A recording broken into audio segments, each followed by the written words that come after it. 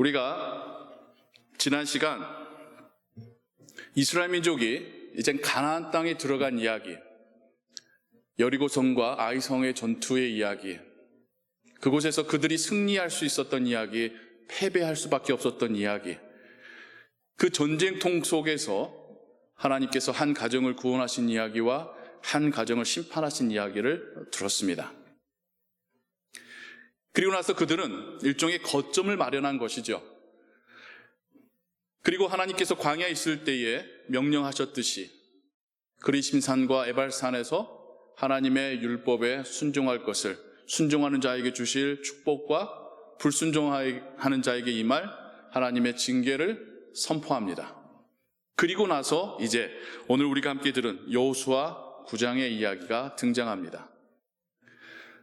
가나안 땅 사람들에게 이스라엘 민족이 점차 자신들의 땅을 향하여서 다가오고 요단강을 건넌 이 모든 순간들은 마치 그들에게는 목을 조여오는 듯한 그런 기분을 들게 하였을 것입니다.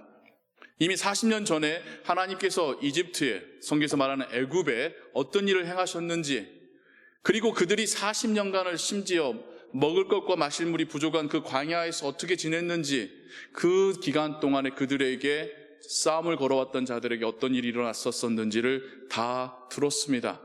그리고 심지어 그들이 요단강에 물이 가득 찰 때에 그 요단강 물이 갈라져서, 그 예전 홍해 물이 갈라지듯이 다시 한번 요단강 물이 갈라져서 마른 땅을 건너듯이 그들이 건너서 가나안 땅으로 진입했습니다. 난공불락의 성이라고 여겨졌었던 여리고성이 그들이 했던 거라고는 7일간 돌기밖에 안 했는데 그들의 함성에 무너졌고 모든 이들이 죽임을 당하게 되었습니다. 아이성 전투에서 잠깐 아이성 사람들의 승리가 있었으나 결국에는 그 성도 함락하게 되었습니다. 마치 목끝을 향하여 창이, 칼이 들이밀어지는 그러한 기분을 겪었을 것 같아요. 이제 그들에게 선택이 주어지게 됩니다. 싸울 것인가, 투항할 것인가. 싸우기에는 겁나고 투항하기에는 자존심 상하는 상황이죠. 고민하고 있던 그때에 기브온 족속이 선수를 칩니다. 기브온 족속도 가나안 사람이었어요. 하나님께서 가나안 땅에서 다 몰아내라고 명령하셨던 그 가나안 사람이었습니다. 하나님이 단지 이스라엘 민족에게 이 땅을 주기 위해서 있던 세입자 밀어낸다는 그런 개념이 아닙니다. 그들이 하나님 앞에서 죄가 아구까지 찼기 때문에, 차고 넘치기 때문에 하나님께서 이스라엘 민족을 들어서 심판하시는 겁니다. 그들이 우상을 섬기기에 오직 하나님만을 섬겨야 될 이스라엘 민족에게 그러한 악영향을 끼칠까? 하나님께서는 그래서 그들을 그 땅에서 몰아내라고 명령하신 겁니다. 그들 중에 한 명이었습니다. 기브온 족속도 하나님 앞에서 죄가 가득 찬 자들이었고 우상 숭배하는 자들이었습니다. 그리고 그들의 문화와 성품대로 이스라엘 민족을 찾아와서 거짓말을 하네요. 우리 멀리서 왔습니다. 우리하고 평화의 화친 조약을 맺읍시다. 이 조약은 어떤 의미냐면 우리가 서로가 대등하게 서로에게 싸움을 걸지 말자. 다른 나라가 만약 침략이 오면 서로 도와주자라는 것이 이 조약의 의미입니다. 이제 형제의 나라가 되는 거예요. 이스라엘 민족과 그 리더들은 지금 어떤 승리감에 도취되어 있는 것 같아요. 하나님께 묻지도 않고라고 하는 성경의 구절을 우리가 보게 됩니다. 하나님께 묻지도 않고 덜컥 받아들입니다. 얼마나 기분이 좋았겠어요. 그들이 지금까지 살아왔던 삶 보면 떠돌이요, 나그네요, 정말 무시당하던 그들이 심지어 자기들에게 조약을 맺자고 화친을 맺자고 찾아온 것은 굉장히 자신들을 높여준 거거든요. 그냥 신이 나서 받아줘 버린 것 같아요. 그리고 나서야 비로소 그들이 가나안 땅에 살고 있었다라는 것을 알게 됩니다. 큰일 난 거죠. 하나님의 명령을 또다시 어기게 되었지 않습니까? 약속했는데 약속을 안 지킬 수도 없고 약속을 지키자니 하나님 말씀에 순종하지 않게 되는 거잖아요. 바로 얼마 전에 하나님 말씀에 순종하면 어떤 복이 임할 것이고 하나님 말씀에 순종하지 않으면 어떤 벌을 받게 될 거라고 서로가 서로한테 외쳤는데 얼마 되지도 않아서 또다시 하나님 말씀에 불순종하게 되는 상황이 벌어지게 되는 것입니다. 그래서 그들이 하나의 조건을 답니다. 이제부터 당신들은 성막을 위하여 나무 쪼개는 자와 물을 기르는 자가 되어야 합니다. 그런데 기브온 족속이 그 반응이 흥미로워요. 기뻐하며 받아들입니다. 기브온 족속이 후에 나오는 이야기를 보면 가나안에 있는 여러 어떤 족속들 중에 굉장히 그룹이 크고 싸움을 잘하는 그룹 중에 한 그룹이었습니다. 그런데도 그들이 마치 일견 듣기에 이제는 나무를 패고 물을 기른다라고 하는 것은 이건 3D 잡 아니겠습니까? difficult, 힘들고 dangerous, 위험하고 그리고 dirty? 뭐 나무 팰 때에 물 기를 때에 땀나고 힘든 그 잡, 이스라엘 민족도 하기 싫어하는 그 잡을 이제는 이 사람들 보고 지금만이 아니라 그 후손과 후손이 계속해서 이 잡을 당신들이 맡아야 합니다라고 조건을 건 거예요. 이스라엘 사람에 속해지긴 했지만 마치 3등 시민이 되는 듯한 그런 말인데도 그들은 기뻐하며 받아들입니다. 이 상황을 우리가 어떻게 해석을 해야 할까요? 이스라엘 사람들의 결정을 보게 되면 얼마 전까지도 그렇게 실수해놓고서 또 그러네? 어떤 잘잘못을 따지는 그런 해석으로 발전해 갈 것 같아요. 기본 족속에 대해서 관심을 가져가서 해석을 하자면 결과가 좋으면 과정은 상관없다는 식의 그런 말로 나아갈 것 같아요. 거짓말한 게 잘한 건 아니잖아요. 그들의 간절함은 알았지만 하나님의 입장에서 보자면 하나님이 이 일에 어떻게 반응하시는지를 보자면 이 메시지가 우리에게 주시는 복음이란 사실을 발견하게 됩니다. 거짓말은 사람들이 했고요. 잘못된 판단도 사람들이 했지만 하나님은 기본 족속을 자신의 백성으로 받아주십니다. 기브온이 투항했다는 소식을 듣자 남은 가나안 땅의 사람들이 소동이 나요. 왜 그러냐면 지금 같이 힘을 합쳐서 이 이스라엘 사람들하고 싸워도 부족한 판에 가장 든든한 우군이어야 될 기브온 족속이 먼저 투항해버렸잖아요. 그럼 남은 사람들한테 이게 얼마나 디스커리지가 되겠습니까? 그래서 보복을 하게 됩니다. 본을 보여주려고 다른 사람들에게 우리 배신하면 이러게 되는 거야 보여주려고 이스라엘 사람들이 아니라 기브온 사람들 향하여서 싸우자고 군대를 이끌고 쳐들어갑니다. 발등에 불이 떨어진 기브온 족속이 이스라엘을 진영에 도움을 요청하지요. 하나님께서는 전쟁을 허락하시는데 전쟁 가운데서 놀라운 하나님의 능력이 나타납니다.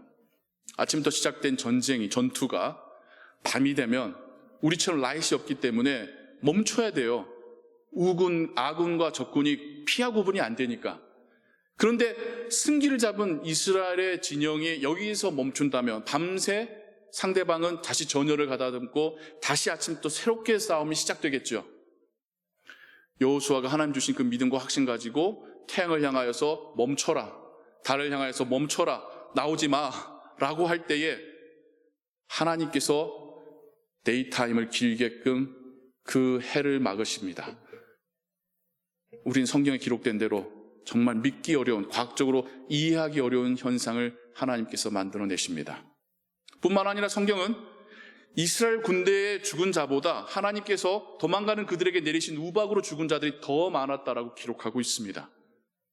전쟁을 치르시고 승리로 이끄신 분이 누구십니까? 하나님이십니다. 왜요?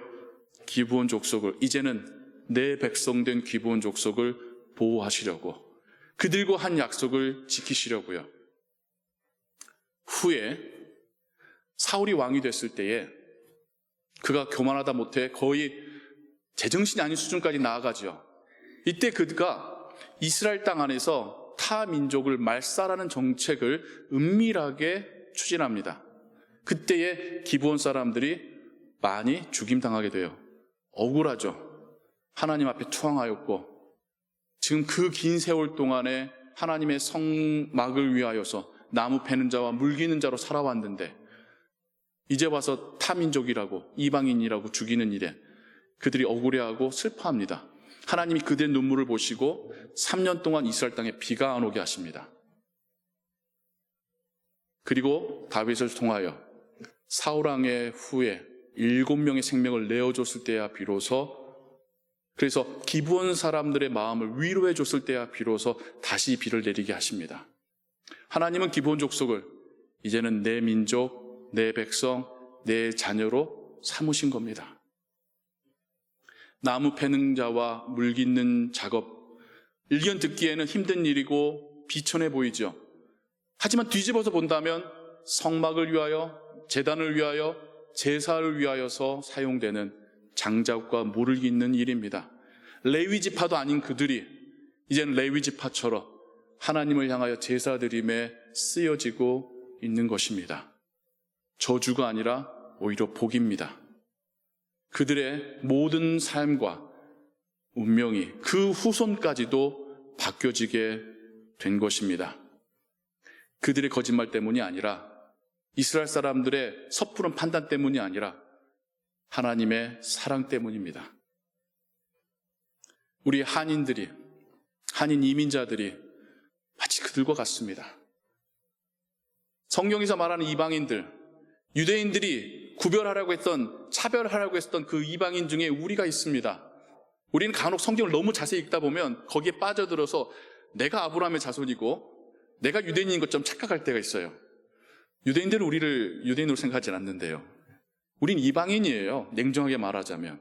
그런데 하나님이 우리를 하나님의 자녀로 받아주셨습니다. 우리의 부모님 세대가, 여러분이, 우리의 자녀가 하나님 편에 서겠노라고 결단하며 헌신하며 나와올 때에 하나님은 우리를 하나님의 자녀로 받아주셨습니다. 우리가 하나님의 자녀가 되었고 또 자녀로 살아가면서 우리가 하나님을 위해서, 하나님의 나라를 위해서 해왔고 할 수 있고 할 일들은 뭘까요? 실상은 나무 패는 일과 물 깃는 일 정도일 것 같아요. 솔직히 말해보자고요. 우리가 믿는 자가 되어서 얼마나 대단한 일을 했습니까? 여러분들 부끄럽게 만들려는 게 아니라 그건 저도 포함되니까요. 한인 이민교회가 이 땅 가운데 세워져서 이민자들이 함께 하나님을 예배할 때에 우리가 한 일은 나무 패는 일과 물 깃는 일이었습니다. 한빛교회가 지난 36년간 하나님을 향하여서 했던 일들도 나무 패는 일과 물 깃는 일이었습니다. 세상 사람들이 볼 때에는 별것 아닌 것처럼 보이는, 우리도 할 줄 아는 게 이것밖에 없어서 해왔었던 그 일들이지만 하나님은 그 섬김을 하나님을 위한 예배로 받으셨고 복음을 선포하는 일로, 도구로, 지팡이로 사용하셨습니다. 우리가 할 수 있는 일이 참 작습니다. 우리 그걸 인정해야죠. 그런데 그럼에도 불구하고 하나님이 우리의 그 작은 일을, 볼 것 없는 그 일을 하나님 나라 위하여서 귀하게 받아주시고 값지게 쓰여지게 하시는 것입니다. 우리가 한 일에 대해서 우리가 자랑할 것 아무것도 없습니다. 그런 우리를 사용하신 하나님께 감사할 따름이죠. 앞으로 우리 각 사람의 인생의 여정 가운데, 우리 교회의 그 시간들 속에서 우리가 여전히 할 수 있는 일들도 물 깃는 일과 나무 패는 일 정도일 겁니다. 그래도 이것을 우리가 신실하게 해갈 때에 우리만이 아니라 우리의 자손들이 계속해서 하나님의 백성이 되고 자녀가 되고 하나님 나라를 위하여서 작은 부분이라도 참여하며 섬기는 그런 하나님의 자녀들 될 줄로 믿습니다. 하나님께서 세우신 교회를 통하여서 계속해서 하나님을 예배하는 일이, 계속해서 복음이 선포되는 일이 이루어지기를, 하나님께서 이끌어 가시는 여러분 가정들이 하나님의 나라를 위하여 예배하는 작은 예배처소 되시기를 주님의 이름으로 축원합니다. 기도하겠습니다. 하나님 우리 아버지, 하나님의 그 큰 자비와 사랑이 우리를 하나님의 자녀 삼으셨고 하나님의 나라를 위해서 일하는 일꾼 삼으셨습니다. 우리가 할 수 있는 일이 참 보잘것없지만 그래도 그 일을 통하여서 하나님 영광 받으시고 일하고 계심을 감사드립니다. 하나님, 우리의 인생이, 우리의 교회의 시간들이 하나님 앞에서 값진 시간들 되게 하여 주옵소서. 하나님, 우리를 통하여서 세상이 더욱 하나님을 알게 하여 주옵소서. 우리의 자손들이 더 신실하게 하나님을 믿고 섬기는 자들이 되게 하여 주옵소서. 우리의 목자가 되어주시고 우리의 위로자가 되어주시고 우리의 좋은 자가 되어주시옵소서. 우리의 영원한 생명이 되어주시옵소서. 모든 것 주께 의지하오며 주 예수 그리스도의 이름으로 기도하옵나이다. 아멘.